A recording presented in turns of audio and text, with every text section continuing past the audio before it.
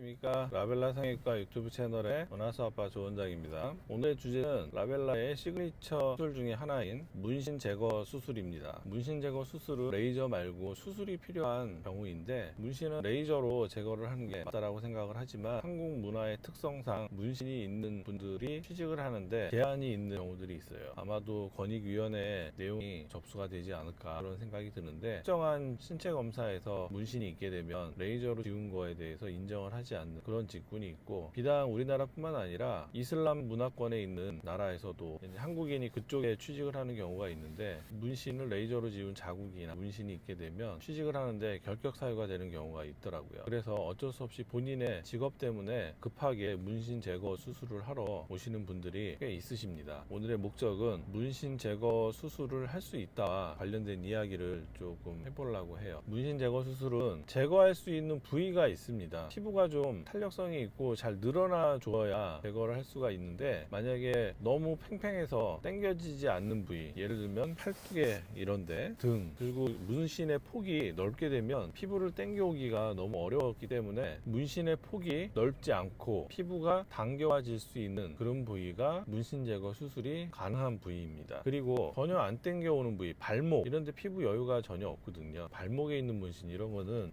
수술적으로 어렵습니다. 그리고 정강이 앞부분 문신 안 돼요. 그래서 그런데 문신이 있는 분들이 수술적 제거를 위해서 오면은 안 된다고 말씀을 드리고, 늘어나서 제거가 가능한데 폭이 너무 넓다 그러면은 단계적으로 수술을 합니다. 한 번에 끝내지 않고 일정 부분 제거를 하고 그다음에 아물고 나면 그 다음 부분을 제거하고, 그래서 단계적으로 수술을 하기 때문에 시험 한 달 남겨놓고 범위가 넓은 분이 와서 그걸 제거를 하겠다 그러면은 곤란해지는 상황이 생겨요. 그래서 문신과 관련된 직종을 준비하고 계신 분들은 너무 급조해서 제거하려고 생각을 하지 마시고, 한번 먼저 사진으로라도 저희에게 문의를 하시면 수술적 제거가 가능한지, 제거하는 데 드는 시간이 어떤 플랜을 갖게 되는지 말씀을 드릴 수가 있기 때문에 꼭 상의를 좀 해주셨으면 하는 그런 바람이 있어서 이 영상을 찍게 되고요. 그리고 제거하는 수술을 할 때 저희는 이제 많이 제거를 하다 보니까 여러 가지 노하우들이 쌓여서 그냥 전체적으로 무조건 흉터가 길어지게 이렇게 하지는 않습니다. 중간에 레터링이 위아래로 이렇게 뾰족뾰족하게 나오면 그런 데는 또 다른 아이디어로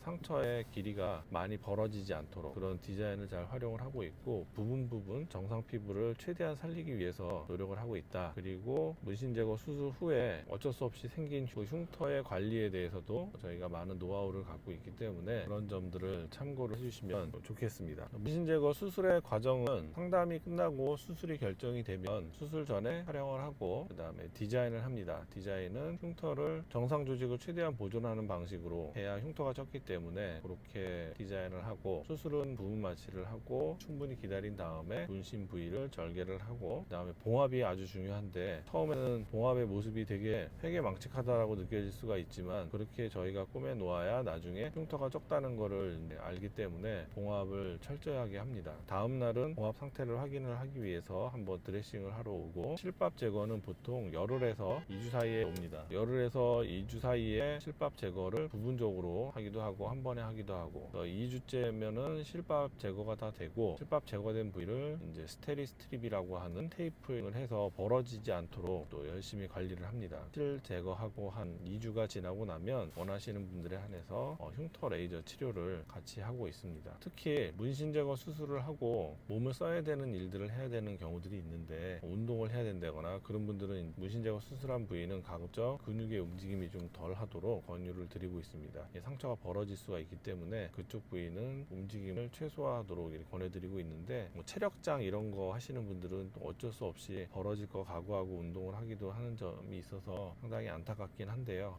원칙은 그렇습니다. 오늘의 요약은 문신 제거 수술을 해야 되는 특정한 상황이 있는 분들은 닥쳐서 고민하고 오지 마시고 미리 제거하는 병원과 상의를 해서 여유 있게 제거를 하면 좀 더 좋을 것 같고, 치료를 저희에게 맡겨주시면 저희는 흉터의 길이가 최소화되도록 디자인을 하고 몸에 무리가 안 가도록 스케줄을 짜서 제거를 해드릴 것이며, 제거가 되고 난 다음에 흉터 관리에도 신경을 많이 써드리니까 그런 점을 참고를 해서 시술하는 병원을 고르시면 좋겠습니다. 문신 제거 수술에 대해서 고민하는 분들에게 도움이 되는 영상이었으면 좋겠습니다. 경청해 주셔서 감사합니다.